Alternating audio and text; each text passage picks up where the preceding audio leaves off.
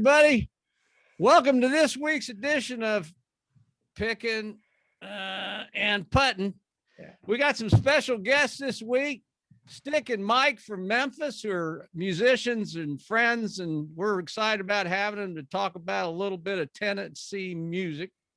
I want to do a shout out this week to a young man named James Lauren, who had me on his podcast. It's called Podcast Newbies, NEWBIES.com. So any of you folks out there, if you happen to listen to us, you want to go listen to somebody different, check him out. He's a new guy on the scene, and it was a lot of fun talking to him. Well, Bill, anything you want to say? You want to get into talking to Stick and Mike? Let's get right into it. I'm excited to talk some Memphis music. Well, hey guys, tell us about how the two of you met and what came about, how you got going in the music stuff. Well, I guess the way we got started was that my brother Tommy and I have been playing music our entire life. I'm in my 70s, and my brother's 3 years younger than I am. And he's really a talented guy, plays anything with strings on it. So it gives us the versatility to do bluegrass, blues, rock, country, because he can pick up a dobro, a banjo, a mandolin, lead guitar. And so we're playing a little restaurant in Somerville, Tennessee. And of course, I've got a farm in Fayette County, and we spend a lot of time in Somerville. And we've been playing there for about 3 or 4 years. Every Thursday, we just do it once a week, just to keep our fingers calloused. And so one afternoon, we get there early because we do a little practice. That's the only time we get together. And so this gentleman, Stick, to my right, came in, and we didn't know him from Adam. And we were just practicing, just my brother and I. Sometimes we have a 4-piece, sometimes it's just 2. It's just, whoever comes in that we know that plays. And we're careful about who plays with us, because one person can affect the entire band if they don't know what they're doing. And so he came in, and he just stood in front of us, and just stood there. And I said, "Hey," he said, "I heard you boys were pretty good." First words out of his mouth. And my brother and I looked at each other, and Tommy's always real suspicious about anybody, that wants to sit in. We got a sense. He didn't have a guitar in his hand, but, he just kind of had that musician vibe.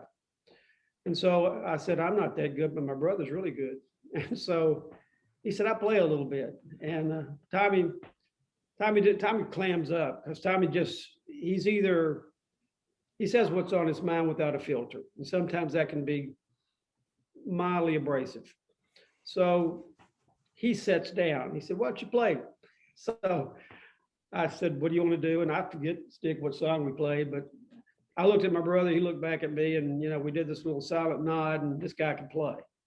So he just happened to have his guitar and his amp in his car. And of course, his amp's like huge, just big old Fender Twin. So we bring it in and set him up, and we've been playing with him ever since. So Stick is the oldest teenager that we have with us. He's 94, and I suspect when I first met him about 2 years ago, I guess he was 94 then. So I'm not sure how old he is, but I know he's at least 94. He's going backwards now. He's 84. Well, I would, if it was me at that age, I'd be lying the other direction. But anyway, yeah, I got 7-0 coming up, and I'm already getting pounded by my family about that one. So I'm okay. It's not as bad as you think it is. And then when you look at Stick, you get inspired. You think, wow, hey, it's better than having dirt on your head.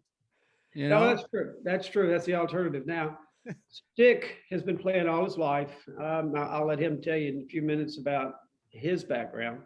But the thing that's really impressive about Stick is at his age, he can't make chords. In other words, arthritis has gotten to the point where he can't make a chord. So you think that a guy that can't make a chord is going to quit on music, because, typically you got to make chords. Right. He's a pure lead player, so he plays lead, and we played a long time, and he's as good as anybody that I know of that we played with that can play under that handicap, if you want to call it a handicap. I'd really love to hear him in maybe 10, 15 years ago when he had all of his potential at work. So he's a joy to be around. He's got a lot of experience, and I'll let you kind of Stick, how old were you when you started playing music? Were you a teenager or a young kid when? I was probably around 6-year-old. Man, I learned, first chord I learned was to make C with one finger. And over my whole family, uncles, great uncles, grandmother, they were musicians. My grandmother played organ, my mother played the organ, and my grandmother's brother played fiddle, and all his relatives played some kind of instrument. And I just got into it, and I went in the Navy and didn't play but just a little bit in there, and got out of the Navy and come to St. Louis, Missouri, and started playing rhythm and singing. Primarily, I was a singer. Not a great one, but we'll get to that later. I started singing in bars. And I played until 1953. No, 1953 was when I started there to play bar. 1957, rock and roll came out, and I am a no-no on rock and roll. So I quit for 20 years. Wow. Didn't even own a guitar. And we traveled around the country, and every time I get the opportunity, well, I'd sit in with somebody, try to, you know. So finally, country music started coming back, and I ran into a friend who was a great guitar player, and he wanted me to play with him. So that's how I got started back. where were you born and raised? Were you from Memphis area or Missouri? Raised about 80, 90 miles from here, a little town called Clarendon, Arkansas. Arkansas, on the other side of the river then. Right on the river. Yeah. Pretty cool. Did you ever play what? Well, a couple questions. One is, did you ever play guitar boogie? Did you learn how to play that when you were young? Guitar pudding. boogie. Guitar A boogie? little bit. I don't do it great. Yeah. The friend of mine who we started doing this with, that was his father, Arthur Smith. And he wrote guitar boogie and a whole bunch of other stuff, dueling banjos. But I was always interested in watching which instrument was your driving force then? Was it always the guitar or Always the guitar. Yeah. always the guitar? Did you That's ever the only mess with? instrument I can play. Yeah. He almost got a break. I forget what year it was, but did you say you kind of walked into a place and Oh, I hitchhike up to I ain't never had any money. So I'd hitchhike everywhere I go. I hitchhiked in a little town called Missoula, Montana. Oh yeah. And I was looking into places to see if it was playing music. And one place had a lady up there by herself, and I thought, well, I don't want that. So I went across the street, and there's two guys behind the bar, up on the stage. And I think I had 50 cents for a Coke. And I bought me a Coke and sat there. And they finally took a break, and I went and talked to them, told them I was a picker, would they let me sit in with them? And that was a mistake they made because I was after their job. So anyway, I got up and played the whole set, and I went back. My Coke was still sitting there. And I seen the bartender come down and clean off the counter, He got down there to me and he said, "You looking for a job?" I said, "Yes, sir." He said, "You got a guitar?" And I said, "No." "Oh," he said, "Anybody comes in, can play. He never got a guitar. So anyway, he said, we'll get you one. So the next day he went out and bought an old cheap guitar, but it worked good. And I played there for about 2 years in that one bar till the woods caught on fire up above where we was playing. And the guy that was behind the bartender, he was a firefighter. So he had to go up and fight the fires. Was And, your lifetime career in music, or was there some other occupation? Or Oh, in 1957, I moved to Memphis, right in the middle of rock and roll capital, and went to work for a silo company building grain dryers. right? And they did that for about 20 years. And sometimes I would get a chance to be able to play where they had a band. I'd try sitting in with them, you know. And then I ran into a young man that was a good guitar player, and he liked me, and we got to budding around together and rode motorcycles. And so he got me started back playing again. And that's how I started Back to music. back in music. That was a great story you told, but that's not the story that I was thinking about. You told me Okay. about meeting somebody that was an opera star. Oh, Buddy Emmons. Well, that's not the story either, but tell that story. I had played music with a man in St. Louis, Missouri, who could tell me. I'd hear the steel guitar player and I'd say, boy, I like that guy's playing. He said, you ain't never heard nobody, you hear Buddy Emmons.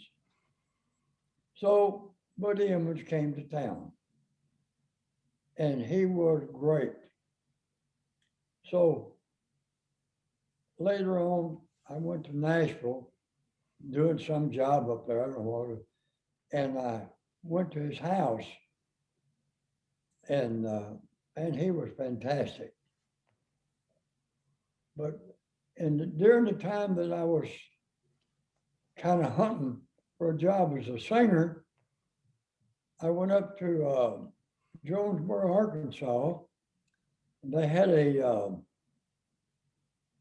open air radio, kind of like we got here, and they was interviewing Red Foley. So I was standing off probably 50 foot away, just listening, you know. And when he got through interviewing, he walked just as straight over to me as he could walk and said, did you want to see me? Well, it flabbergasted me. Yeah. So anyway, we went back. He said, let's go back and get a Coke. I don't even know if I had money for a Coke or not, but anyway. So we talked and he said, are you an entertainer? And I said, I'm a singer. And I said, I'm going to ask you something that's very unprofessional. I said, would you let me sing a couple songs for your group? And he said, yes, I will. And I like fainted. So anyway, I sat through the whole show. And I thought, boy, they're going to call me most any time. And they closed the show out and my feathers began to flop. I thought they'd done forgot me. So anyway, when they closed the show, then Mr. Foley said, once in a while we run across a young man like this. And he called my name and my heart was beating so bad you could hear it in my voice. When I started to sing, it was quivering. And anyway, I got off that nervous system and I sang 2 songs with Red Foley's group. He had good music, had Tommy Jackson playing fiddle, had Grady Martin playing lead guitar.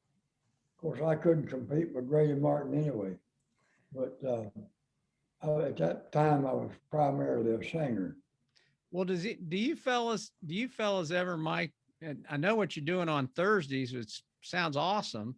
Did you ever, back when you were younger, do they have that kind of thing like you're doing on Beale Street, where you could walk in and they have, you know, different times where it's kind of open mic night or something, or no? Well, In my case, they didn't have. I'm sure there's probably clubs and venues available for, Monday nights, come and bring it. I just never got into doing that sort of thing. Yeah. I was with my brother and I were in a band called Sundown. We played back in the 80s for about 7-8 years, and it was a lot of fun. It was almost too much fun because I had to quit, right, honey? It was fun. But we had a booking agent, and he sent us, Arkansas, Tennessee, Mississippi, anywhere we can do a weekend gig. And so we do a Friday, Saturday night somewhere. And we never knew where we were going because the booking agent would call and say, I got your gig, and it's, so-and-so, Dyersburg, Tennessee, or St. Louis. We went as far as St. Louis. And it was all fun and games. We enjoyed it. I had a van, we had equipment. My very first night that I played with what was going to be Sundown eventually, I had a friend who asked me to sit in. I started out as a bass player, still play bass, but it was on one of these strip store fronts, right? With the glass, Right. Parking like a Subway, or, you see those kind of shops.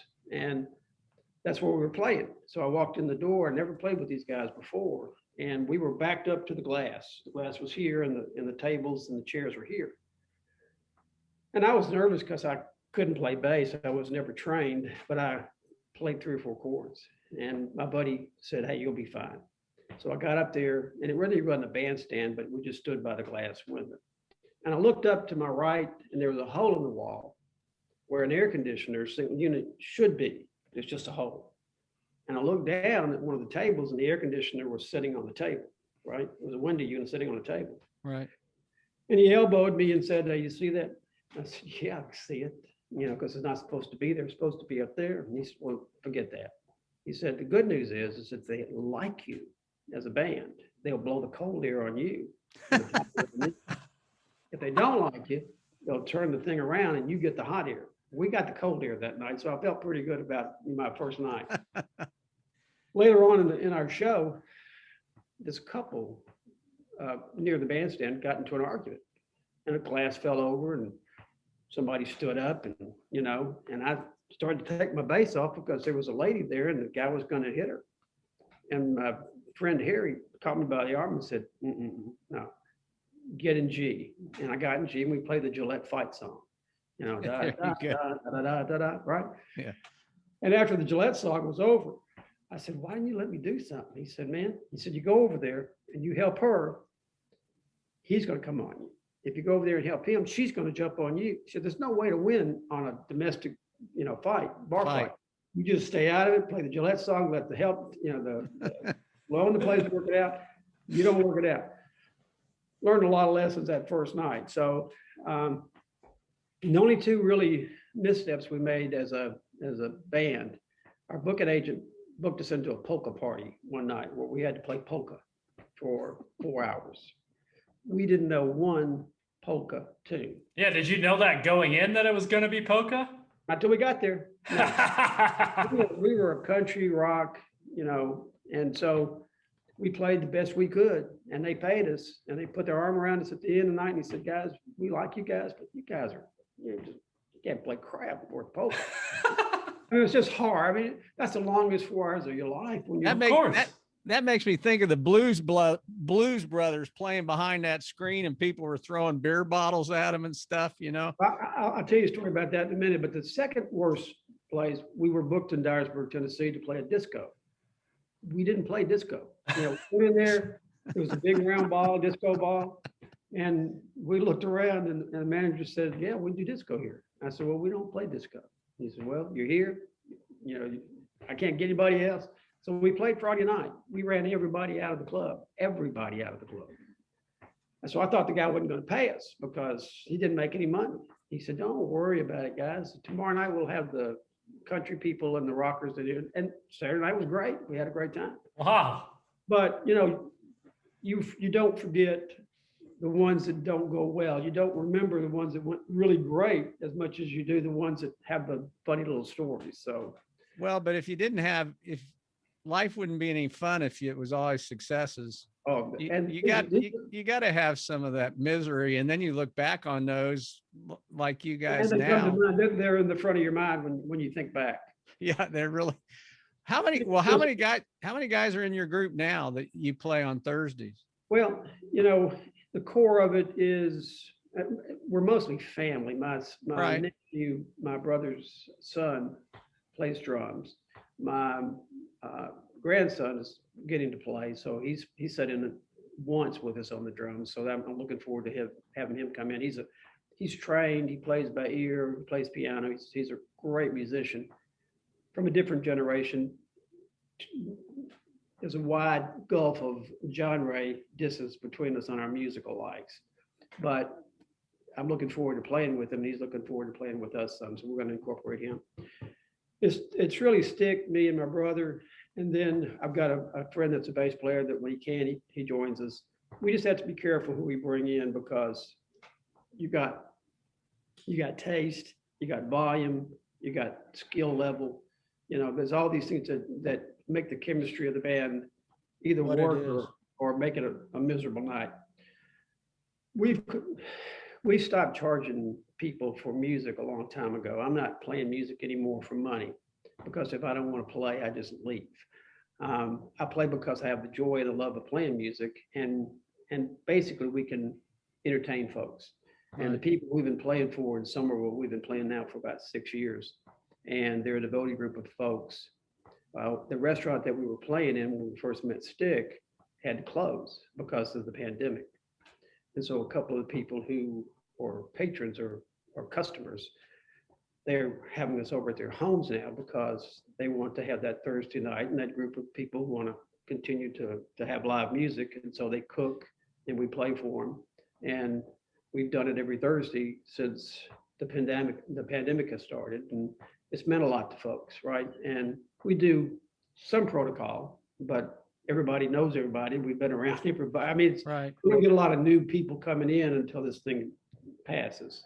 Well, don't you think that's part of the fun of part of that Stick is like, that's part of the fun of getting older and having this color hair and having less of it, except you don't, but is to be able to be unfiltered and just do things like that you have a passion for fun. And if you don't want to do it, don't do it. I heard a thing, this is just a little aside and Stick could comment on this, but it was about people who make it into their 90s and they ask them, what is the one thing that you would do differently in your life? And they say, don't worry, because it doesn't do squat. It doesn't help you. It gives you stomach pain. Just don't worry, because what's going to happen is going to happen. It's God's will. And I think about that. Life, I know of. Yeah.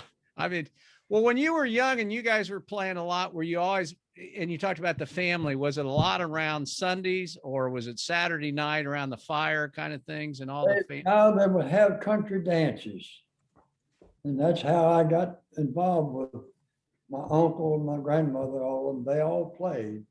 And I just back up and listen. And but anyway, my uncle had a guitar and I'd drag it out on the bed and pick around on it and try to pick it. And that's when I learn how to make C. And then some neighbors, I'd go to their house and they were musicians and I'd pick up things from them. Then I went in the Navy and I was 16 years old and I didn't play music then. I'd play a guitar once in a while, somebody had one, I'd pick it up and maybe pick and try to sing a little bit, but I didn't really start back until after I got out of the service. I guess I played in every bar that played music in St. Louis, Missouri. That's where I got started and stayed there a long time. Have you ever had anybody, both of you, have you ever had anybody that got involved that plays a horn, or is it always string music and keyboard and stuff? When I was playing with Sundown, we had a piccolo player that played with us for a short period of time, got a flute. And this guy was amazing, and just really loved to throw the lead to him and let him play, the solo pieces. He was so good. And it's just, back in that day, it was cut 4 ways and it was a business. And you just, a flute player is limited to what he can do and how many songs he can do it on. So we didn't have him a bunch, but when we did have him, he was fantastic. Now, to go back to the question that Stick answered, my beginnings for me, my father was playing guitar. He was a Hank Williams Sr. fan, and he played guitar. And so we had a guitar around the house, but it was girls for us. My brother and I, we didn't have a lot of money, and there was this girl named Meredith that was really cute in school. And I had a friend, a neighbor, that the three of us, Carl, my brother Tommy, and I, we wanted to get to know Meredith. We didn't have any cash. We all liked the same girl. So we came up with an idea that we were going to start a band, and we needed a female singer. Well, she bought it. She said, yeah. And turns out, and who knew, she could sing, and she could really sing.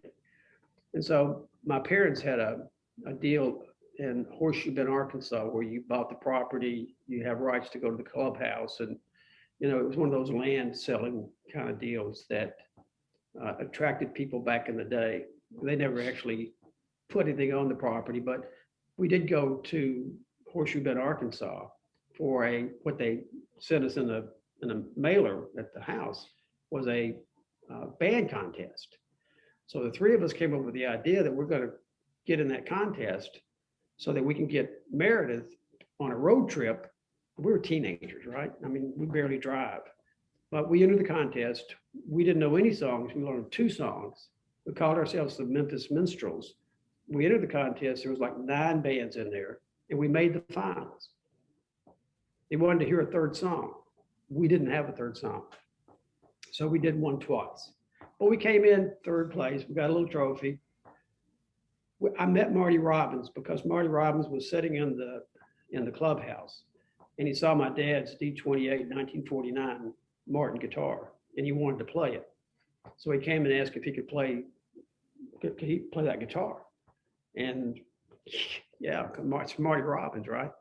So Marty sits down and he plays a song, and he starts to sing it, and it's My Woman, My Woman, My Wife. That's the one he was playing that particular day. And he forgot the words. And he said, man, I just wrote this song and just published it.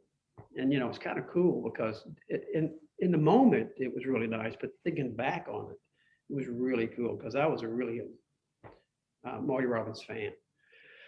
So that started the ball rolling for us. My brother Tommy is a bluegrass by roots. He loves bluegrass music. And so he was playing bluegrass a lot. And that's when I was playing bass. And that's when I left bluegrass to play in a 4-piece band. And then I talked my brother to join the band. And that's how we got to be Sundown. So that's how that started for me. Well, I kind of think it's interesting that if you ask me, it was like the old song, when the music died. And I said, well, around 1980, you lost John Lennon, Elvis, and Bob Marley, the reggae guy. But from 1980 to the present, to me, the way music has gone, the genre, to me, the only one that's progressed forward has always been bluegrass and country western, so to speak. I mean, you're right. We went into disco, and then the 90s was all this computer generated techno garbage, as far as I'm concerned. And it's kind of interesting. My youngest kids, and Bill's in his 30s, but these guys have come back to music that was made in the 50s, 60s, 70s, and have more interest in that than they do in what's produced now. Now, I'm not claiming to be a musical expert like you fellas, but that's just my 2 cents worth.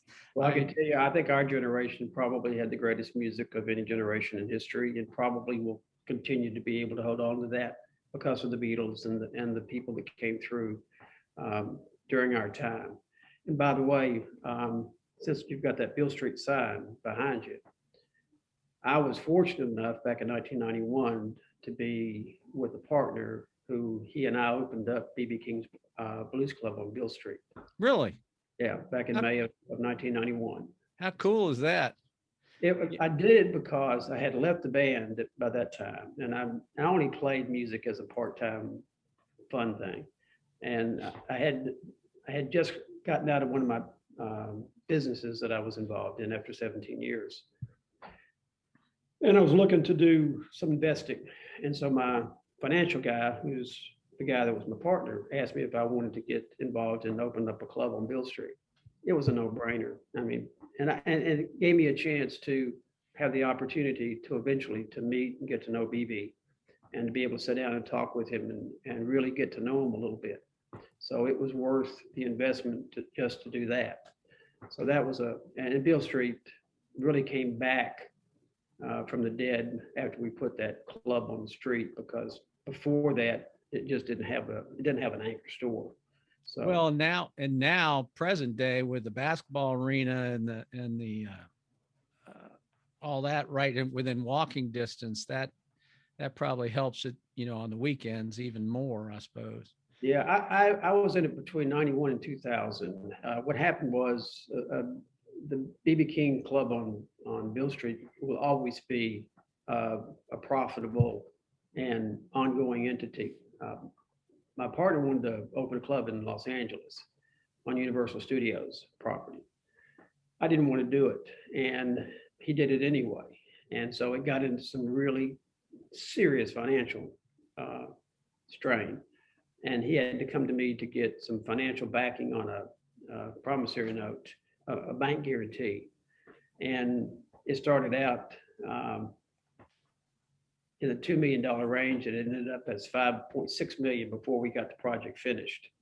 And it took me 10 years to work my way out of that. And I know why they call it the blues now, because it was a long road to get out of it. By year 2000, I was able to get my investment back and step away from BB King's.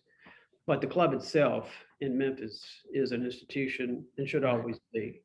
I always tell people who traveled as you have, and probably Stick has, there are unique places in the United States, and for music, it's, New Orleans, Nashville, and Memphis. And just for culture, I suppose you can throw in San Francisco. Hell, we'll throw in Missoula, Montana, just for Stick. But, it's, if you haven't been there, I have not traveled to Nashville, and I'd like to do that at some time, but well, let me know when you do, because there are places to go in Nashville that I think, locally that I can maybe turn you to a little bit. Tootsies? I'm sorry?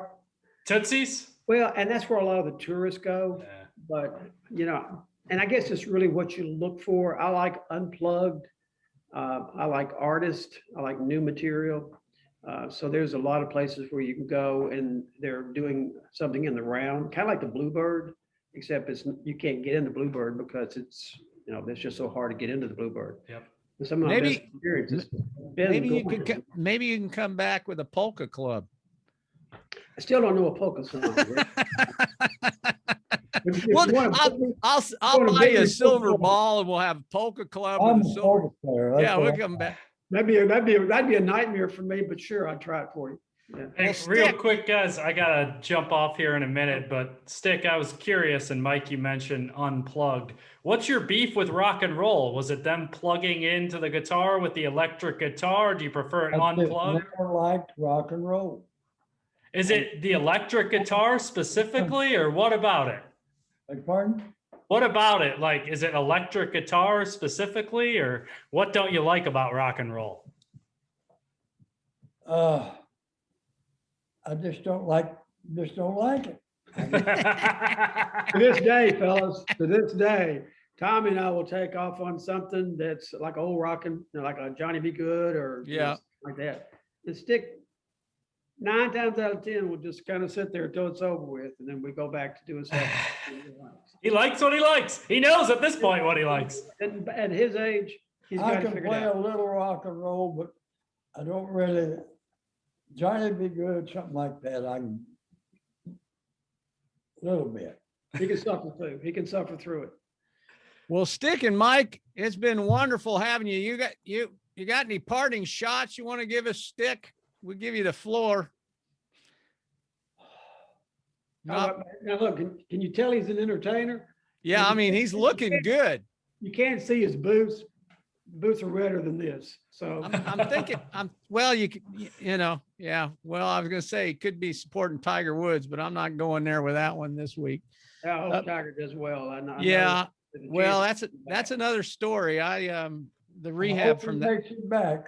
Yeah, it'll take him at least a year. Hopefully he'll just be walking. So, well, Mike, anyway, we enjoyed having you. Thanks to your entertainment guru, Joanne, for getting us all together. And we really enjoy having you. It's a lot of fun to do this. I do this just for fun, like you guys do your music on Thursday nights. I had no background in it. It's just career number 3. You know how you do. So everybody deserves a passion, and it doesn't always have to be something you have to chase $1 for. yeah, That's right. And that's exactly. I'm not looking for the money doing this. Well, I got there's our inspirational. That's an inspirational quote right there from Mike. But go ahead, another one. Well, no, I had to have an Elvis quote. So one Elvis quote. He says, "Truth is like the sun. You can't shut it out for a time. Oh, you can shut it out for a time, but it ain't going away." Truth to that. I like Elvis. Thanks, Yeah, guys. We Y'all enjoyed take care. having you guys. Have a good workout tonight and a good play. And Stick, enjoyed meeting you. If you're ever in Charlotte, and if you're not, and I'm in Memphis, I'm going to come find you. So Okay, I'm easy found. Get hold of him. He knows where I'm at. most yeah, I of the know. time. I'll stay in touch with Mike and Joanne, and enjoyed it, fellas. Nice to meet you, Bill. Nice to- Likewise. Take care, guys. We'll Thanks, see you guys. later. I'll Appreciate let it. you Have a know good when day. we put this out, Mike, and you guys can listen to it or watch it. Thank you so much. You're welcome. Take Talk to care, you later. guys. Be safe. Bye.